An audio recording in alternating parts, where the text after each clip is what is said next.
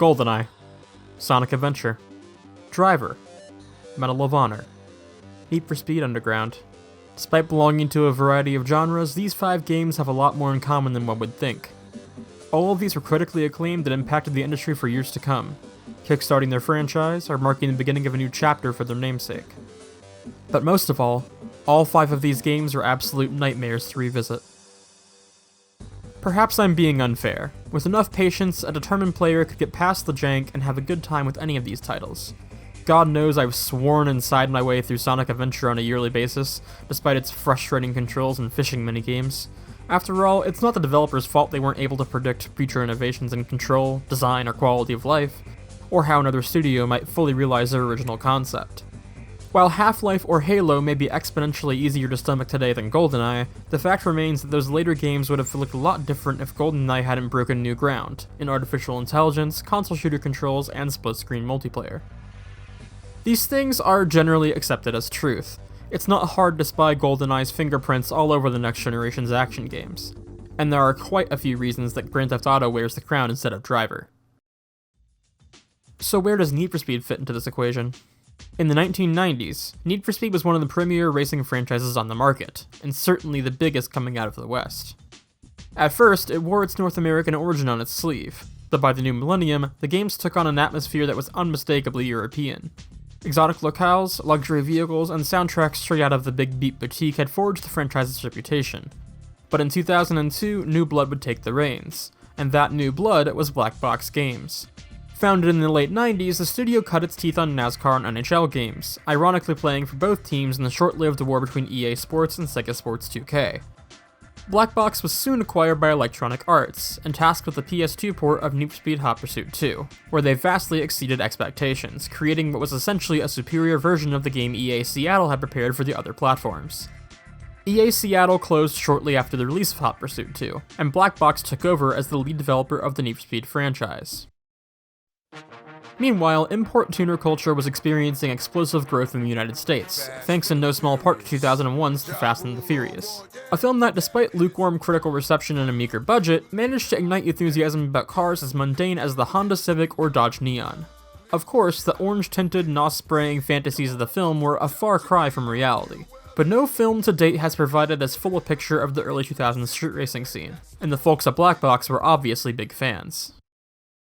Just a year after acquiring Black Box, EA announced Need for Speed Underground, a brave new direction for the franchise that would ditch the supercars in European countryside in favor of Japanese imports and the grimy urban streets of Olympic City. The original Underground changed everything, and its influence can be felt in more ways than one. From car customization in modern racers to the empty feeling when it goes missing, Underground's individualistic attitude has become ubiquitous today, even outside of the genre.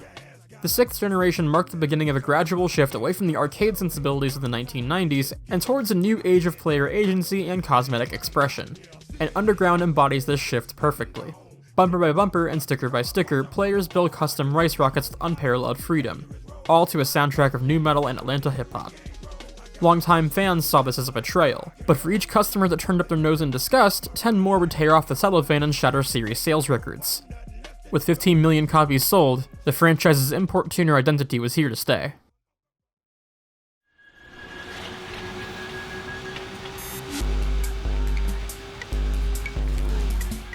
Enjoying critical acclaim, blockbuster sales, and cultural relevance, by all means, Underground was a success. So why do I say it's awful to play today? Put simply, Underground is a victim of its own innovations. And to explain what I mean, I need to explain why it was so successful, and everything it did right. And what better place to start than with the reason anyone gave a damn in the first place? After creating a profile, the player is given the option to go underground and start their journey into the world of illegal street racing. Immediately thrusting players into a fully upgraded Acura Integra, the game opens with a race around Olympic Square, after which the silent, faceless player character is jerked back to reality by Samantha. The player selects a car from a rather pitiful lineup of economy cars, earning jeers from Samantha regardless of their choice. Ouch, that is seriously weak, dude. The player could elect to dive straight into the racing, but with a couple of grand burning a hole in your pocket, you might as well do some window shopping.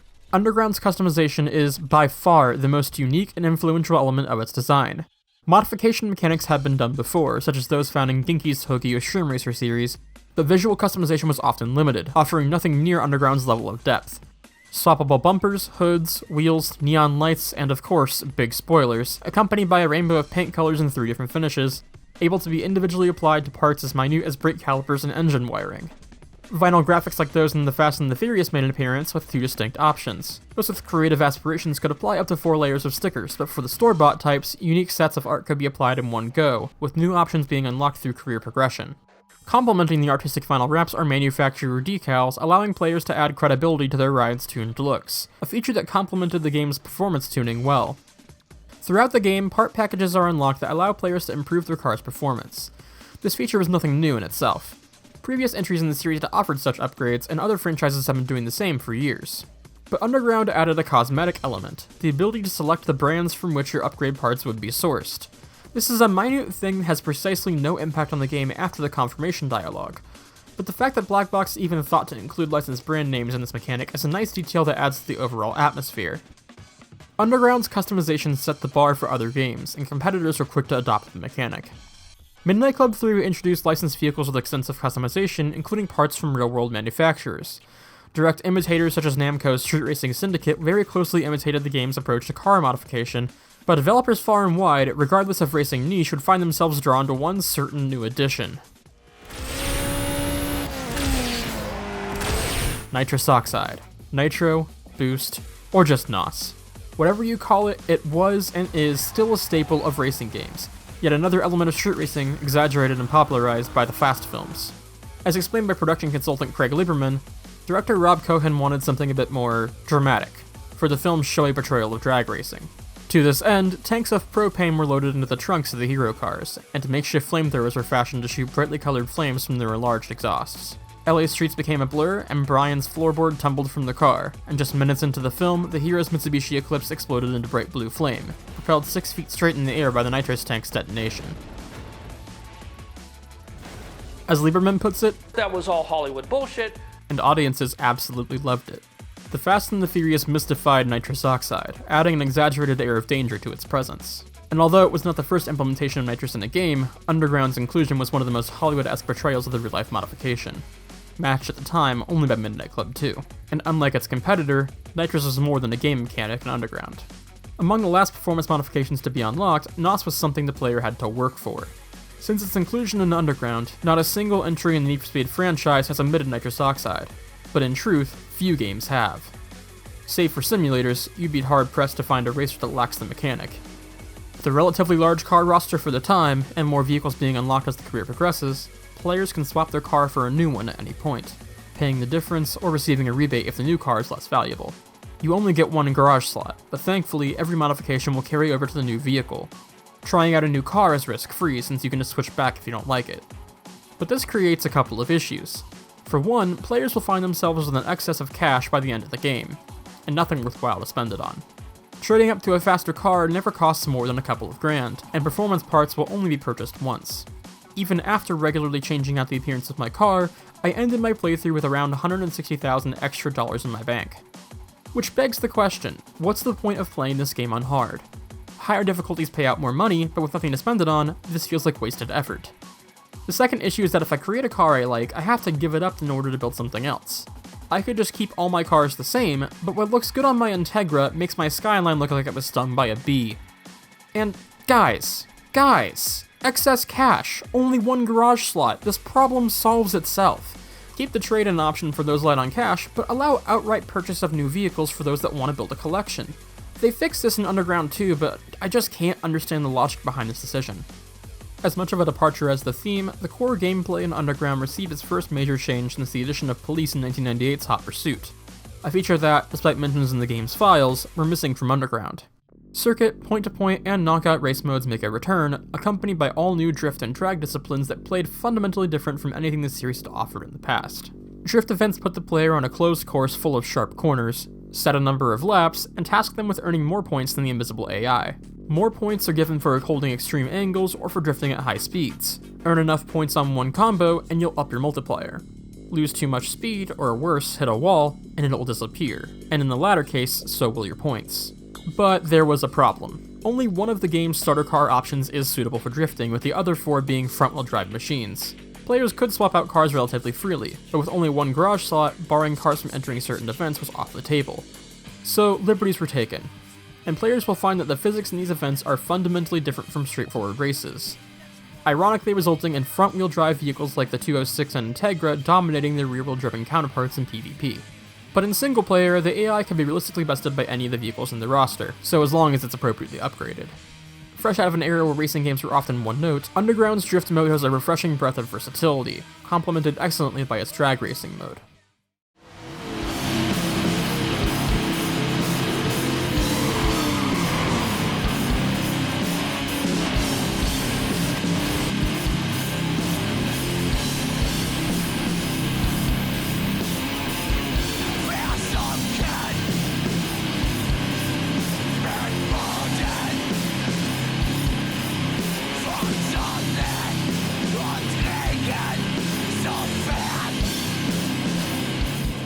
Perhaps the most popular form of street racing in the real world, drag racing is relatively underrepresented in video games, and it's not hard to understand why. Driving in a straight line isn't terribly exciting on paper, and unable to convey the sensation, difficulty, or risk of doing it for real, video games tend to steer clear of the quarter mile. Prior to Underground, the drag discipline was mostly relegated to games such as those commissioned by the International Hot Rod Association, a major sanctioning body of the world of drag racing. Published and sometimes even developed by long-standing RPG greats, Bethesda Softworks, the IHRA games were known for providing an in-depth simulation of engines and tuning, but not much in the way of engaging or refined gameplay. Critics conceded that it represented the sport well, but argued that the stats crunching didn't make for a compelling video game. Just as with the drift mode, Black Box took a gameplay-first, realism-later approach to drag racing in Underground. Quarter-mile sprints aren't all that interesting, but throw a train into the mix, and now you're getting somewhere. Once again, the physics of the game have been completely changed, but this time, so have the controls. Rather than steering the car directly, tilting the left stick requests a lane change.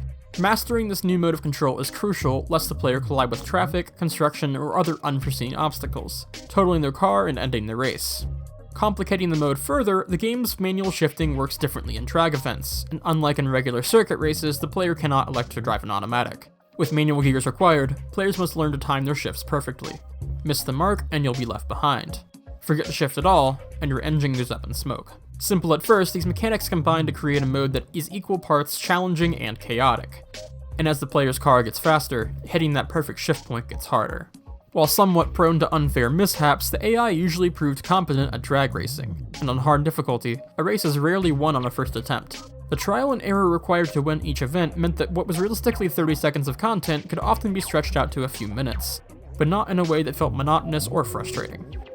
Thanks to their brevity and infrequency, the scripted nature of traffic and relatively limited number of tracks are masked. As a result, Underground's drag events provide a welcome change of pace, a fresh take on a style of racing that, until this time, was largely unexplored in the medium.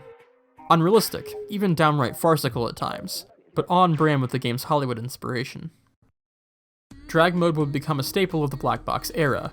Underground 2 offered more tracks, often with more complex obstacles over longer distances, while most wanted introduced curves and further refined the adjusted driving mechanics. Imitators took a crack at it too. 2005's Juiced replicated the mode complete with mandated shifting, albeit in a much more grounded fashion. The mode got an overhaul in 2007's Need for Speed Pro Street. Tire warming burnouts and multiple heats give Pro Street's implementation an air of realism, but Underground's DNA remains.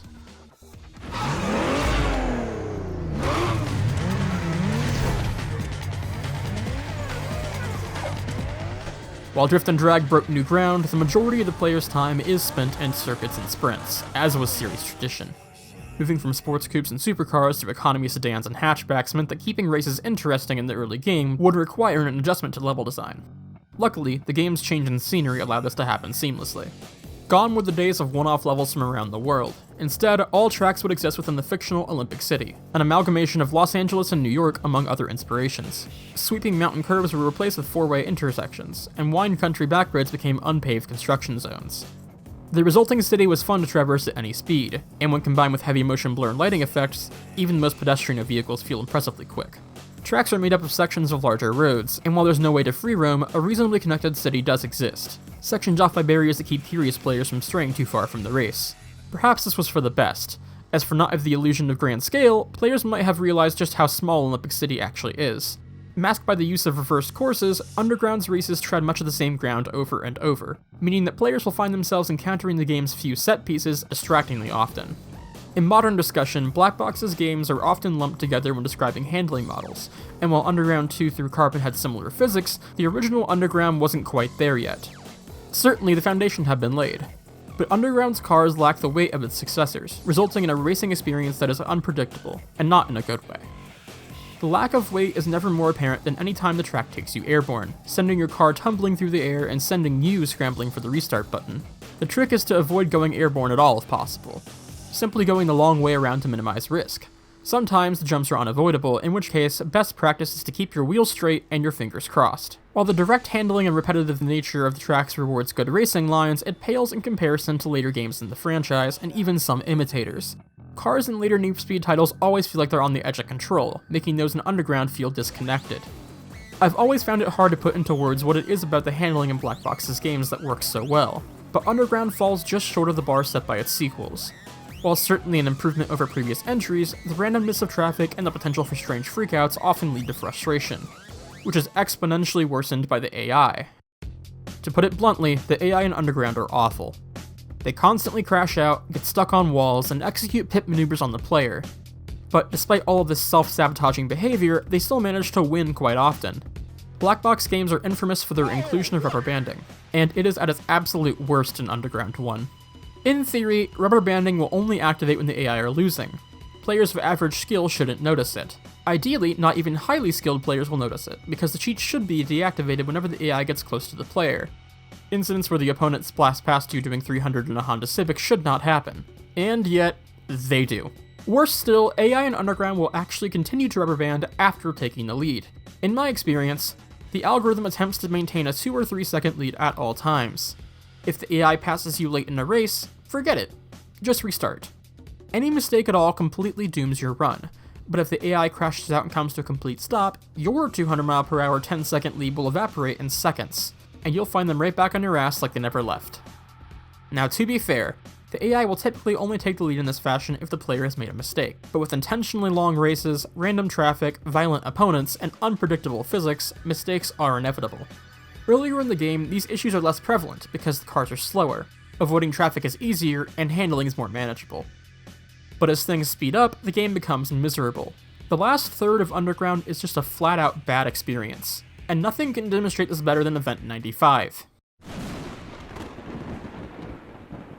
Event 95 is dubbed Kurt's Killer Ride, wherein minor recurring character Kurt gets himself a new Mazda RX-7 and thinks he can take you down in a 6-lap circuit race.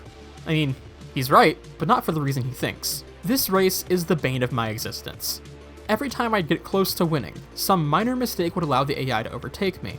I'd dump my NOS and take every corner faster than the AI, but the rubber band would not allow me to regain first. No matter what I did, something would always happen a little more than halfway into the race. A physics freakout, a simple misjudgment of a corner, a random traffic car, and a couple instances the AI even took me out. But to make a long story short, this race that is supposed to take just 7 minutes took me closer to 7 hours. I'm genuinely not alone here. Googling this event brings up Neoseeker threads from 2004 of people having a hard time. And you know what? Fine, make a stupidly punishing race. Whatever, as long as it can be reasonably beaten through normal gameplay, who cares, right? Just get good, right? Except, no. Do you want to know how I was able to defeat Kurt and his stupid killer ride after all of these hours? Do you want to know what pro-level strategy I employed to best this masterful AI opponent?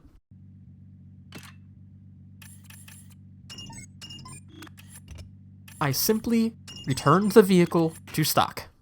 This race plays exactly the same in a slower car. Opponent performance scales down with yours, so they also drive stock vehicles. The AI rubberband just the same, but it's easier to avoid traffic and make fewer mistakes. Driving at half the speed just makes it reasonably possible to complete all 6 laps without being overtaken. This is inexcusably bad design. Taking performance parts off in the late game should make it harder, not easier, and it certainly should not be the only way to complete a mission.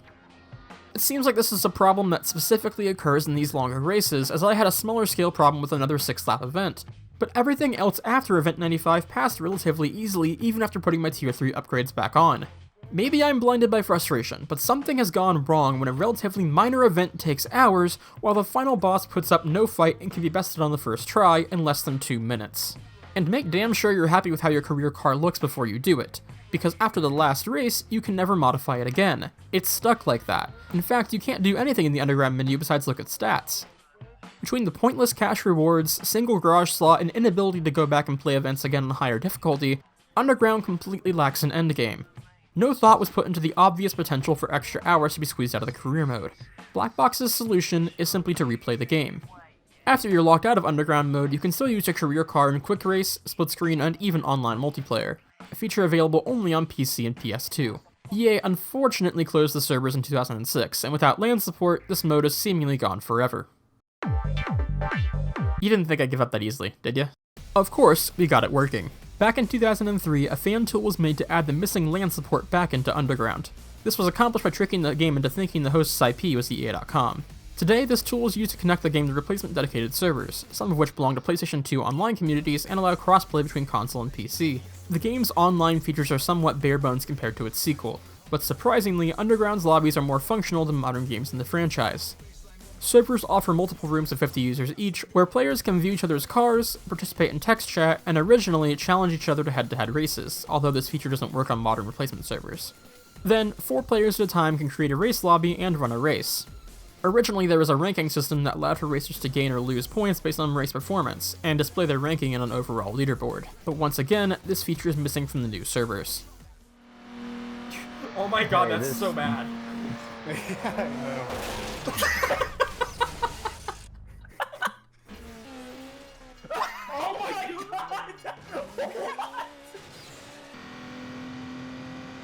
I don't like how fast you're gaining on me.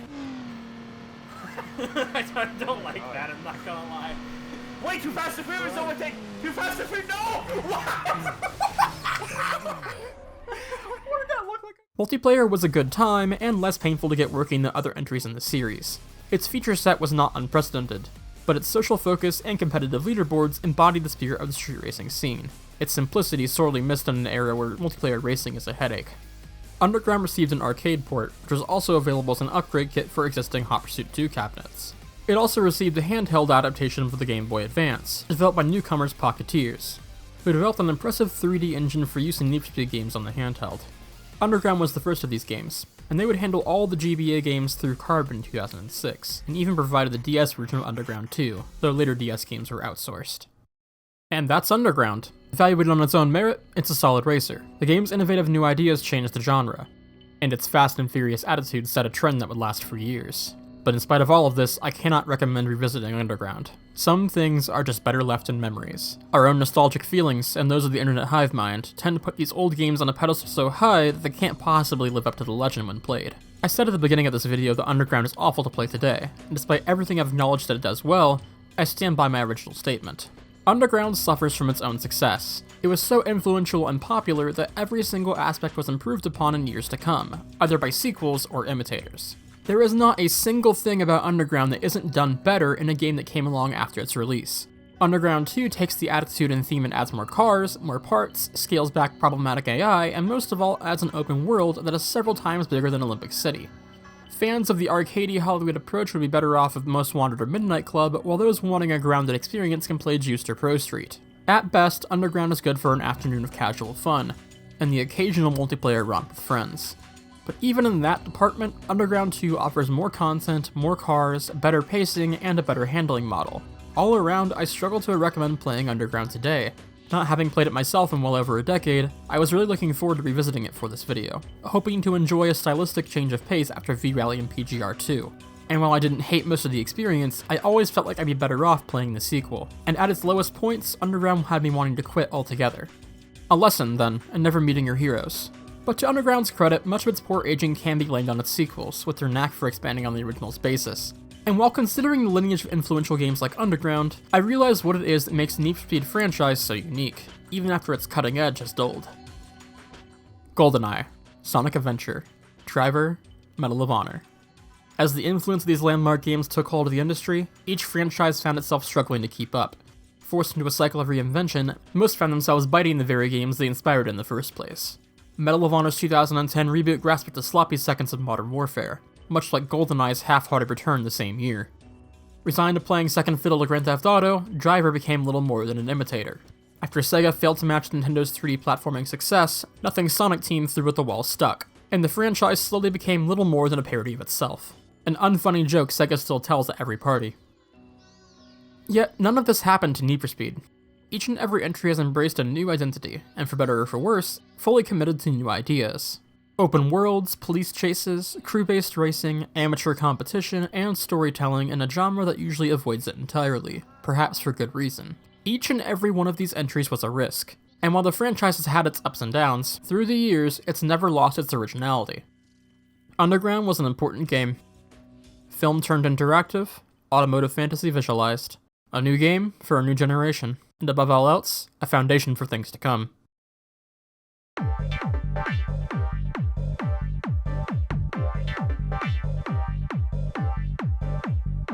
I'd like to take a minute to personally thank all of my patrons that make videos like this one possible, and especially Adam Wozniewski, BC's Gaming Shelf, Ben M., Gary Pay, Jesse Scales, Caitlin Bowers, and Ravage the Jaguar. If you like what I do and think it's worth throwing a couple of dollars my way, Patreon is a great way to do that, especially during this current crisis where YouTube is my only source of income. I'm not here to be a downer though, and the silver lining of this is that I have more free time to work on what's next. Thanks for watching, and I'll see you guys next time.